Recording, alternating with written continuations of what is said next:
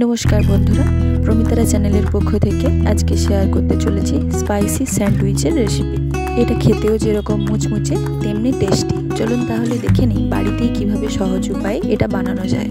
আর রেসিপিটা ভালো লাগলে একটা লাইক অবশ্যই করবেন। এখানে আমি কতগুলো ব্রেড নিয়ে নিয়েছি গ্রেট করা শসা, গ্রেট করা গাজর আর পেঁয়াজ, কাঁচা লঙ্কা ছোট কুচি করে কেটে নিয়েছি। তারপর একটা বড় পাত্র নিয়ে নিয়েছি, ওর মধ্যেই এই গ্রেট করে রাখা শসা, গাজর, পেঁয়াজ, কাঁচা লঙ্কাগুলো দিয়ে দেব, সাথে অল্প একটু নুন। বাড়িতেই এইভাবে একবার ট্রাই করে দেখুন, আর কেমন হয়েছে কমেন্টে জানাতে কিন্তু ভুলবেন না।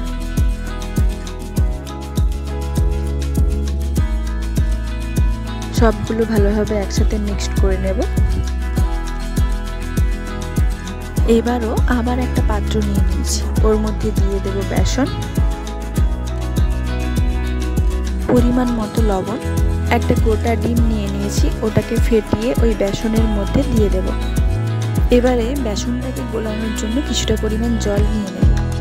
দেখুন এইরকম একটা ব্যাটার তৈরি করে নিতে হবে, খুব মোটাও নয় আবার খুব পাতলাও না।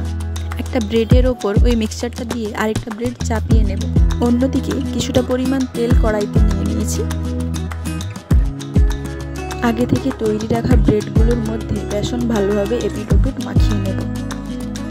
তবে খুব সাবধানে, ব্রেডগুলো বেসনের মধ্যে মাখিয়ে নিলে অনেকটা নরম হয়ে যায়, তাই আলতোভাবে তুলে তেলের মধ্যে দিয়ে দিতে হবে।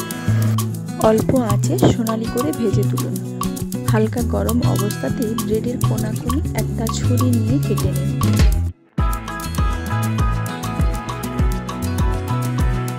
রেডি আমাদের টেস্টি মুচমুচে স্যান্ডউইচ।